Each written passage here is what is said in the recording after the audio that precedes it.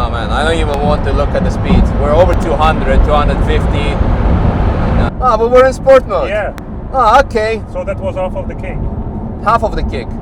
We are here at Gear Collectors Track Day. Lots of super and hypercars, and more importantly, my dear friends and ex-colleagues from Rimac. They brought the Nevera R, but unfortunately, not yet. So we have the regular Nevera, or for me, close to the heart, C2, but of course also Nevera. And I'm joined today by my ex-neighbor at the office.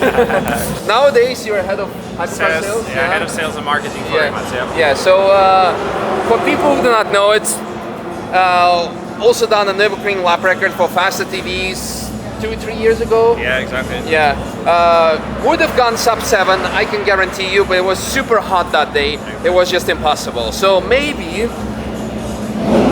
Let's see.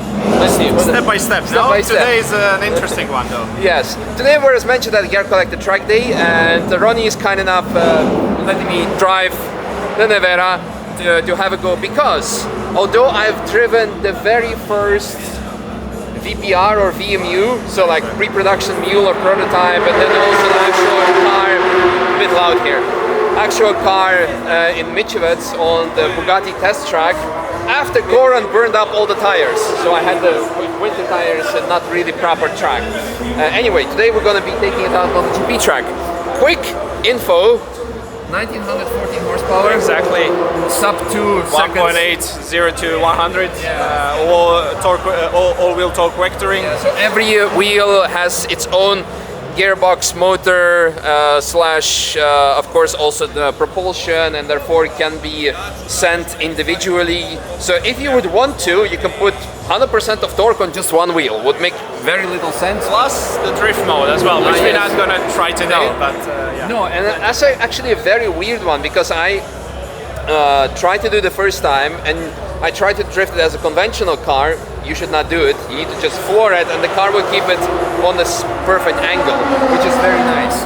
So yeah, very cool spec. We have red details and red carbon fiber details. So much, it's super nice matte red, and the beautiful silver. And on the inside, red interior, nice and cool. So right now the car is charging, and then we're gonna go and have some fun. My favorite, funniest feature of this car is that this is a monocoque. So subwoofer design is integrated in the chassis in the monocoque. So yeah, we go for a lap with one of Rimac's test drivers, and then let's go. So yeah, see you next time in Zagreb. We just want you to enjoy, and let us know what you think. No? Oh yeah, absolutely. I'm looking forward to that. Let's go.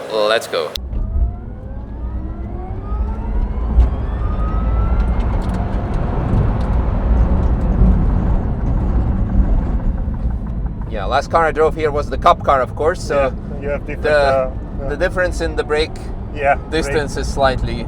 Brake is quite weak here, unfortunately. I mean, the weight is too much. That's the. I mean, this car is not made for the track, but let's see it. Behind us is a Temerario. So as we warm up our tires. Well, you know, every time that you put some powers on some cars, everyone is expecting to be the fastest on the track. Of course. Then maybe you have the Miata. You have the Miata with 100 horsepower is biting your ass. Exactly. But unfortunately, manufacturer, they still don't understand weight is more important than power. It is. Yeah,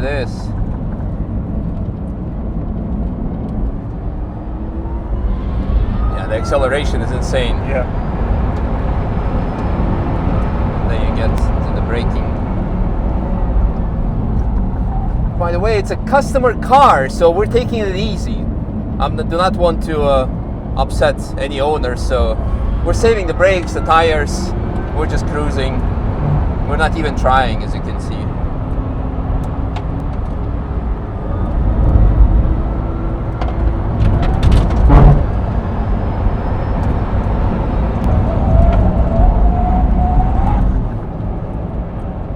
I'd wish for some stickier tires. Because we're on PS4S now, right? PS4S is very weak on the longitudinal, and then on the front, also on the lateral. Yeah.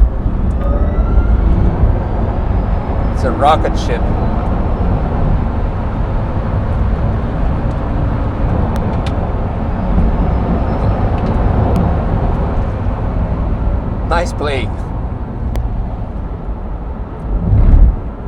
Suspension is very nice and compliant. I like that.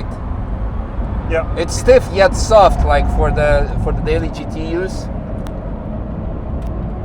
Yeah, exactly. But this is the purpose of the car. Yeah. Oh man, I don't even want to look at the speeds. We're over 200, 250. We're good. Again, I'm not full on the brakes because we want to save them. But the potential is insane. And as Mate Rimac himself has shown, it's a perfect daily car. So how many kilometers he put on his? Like over 30? 40,000. Yeah, 40,000. It was last time I checked was over 30. So it's yeah. He's enjoying. Yeah. Also a lot of set of tires. What I really like now, because the first time I'm driving the car properly on track, is that the steering feel is very, very nice. You do have the connection to the front.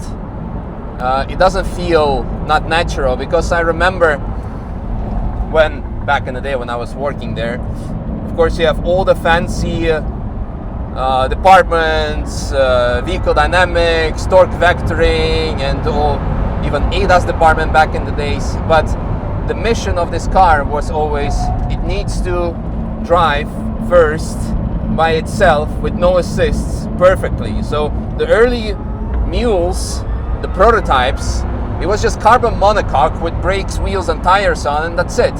And that needed to be perfect, the balance. There was like lots of weekly meetings and bullet points from Mate himself when he was taking prototypes back home. He's like, I don't like this, I don't like that, you need to fix this. And you can see that the car now, when the base has been fixed, now it has all the fancy, it's a track there we can pass on the right, he's indicating, just letting people know. Now you throw in all the electronics, the traction control, torque vectoring, ABS, ESC, all of that stuff, and it already makes the very capable chassis handle even more impressive. And that shows. And again, I think by now we should be probably over the stigma of electric cars being boring or something. From the day one, Mate always said, we're not trying to save the earth. We do believe that it's the best propulsion because it offers so many possibilities.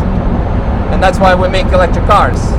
And now, of course, also Bugatti, etc. We're gonna cool down now because I think we had enough fun. So let's, the Black Series, go have fun.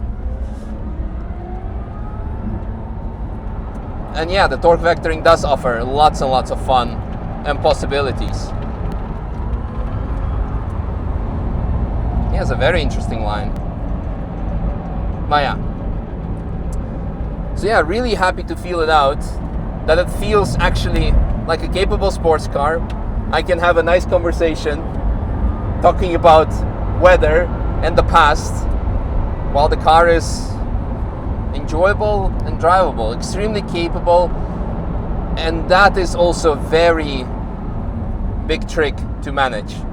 To make 2000 horsepower that could launch you in less than 2 seconds to 100 feel like everyday grocery getter. Like you can let a track day car pass and then you can just step on it and go a bit faster if you want to. And you can keep up with it. Whoa! Watch out, M5. Do not turn in on the Black Series. Then you accelerate and then voila. Really, really nice.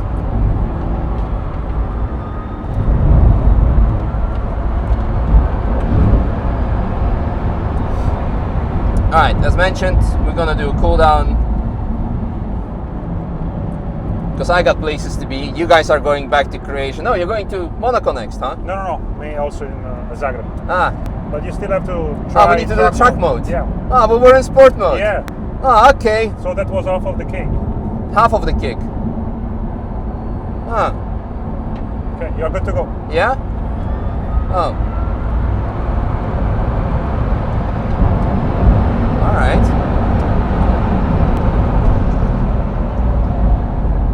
Oh.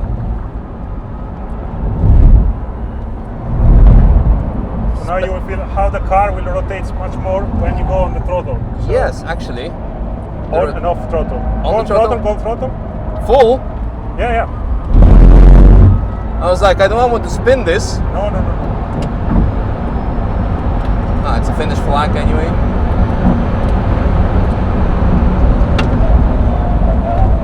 Suspension is also much more compliant. The braking response is completely different. It's much more stiff now. I'm flat on the gas, by the way. Nothing is like, it doesn't allow me to do stupid stuff. The rotation is good. When I go on the gas, it does rotate. And you can catch it if something is off.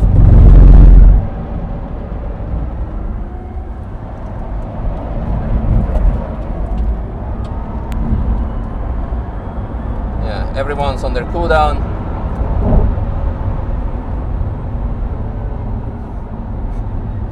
Well, now we have a perfect driver excuse. We were in sport mode and the car was already so good. But now, unfortunately, it's the Finnish flag. But there was a massive difference in suspension behavior, in the brake application, and of course also the throttle behavior. So I guess we have to wait for next time that we're gonna drive it again. But that was really, really nice. Super cool. Proper everyday car if you want to, but also a very capable track car. Thanks a lot for joining me. Thank you, man. Yeah. Hope it wasn't too scary. No. Well, as we're pulling into the box, I'd like to say a massive thank you to Ronnie and the whole of Rimac's team, R&D team, Vehicle Dynamics team, everyone, for making all of this possible. It was a nice first proper experience on a proper track, and now we have something else to look forward to. So hopefully next time Nevera R maybe, and maybe even a Notchlife.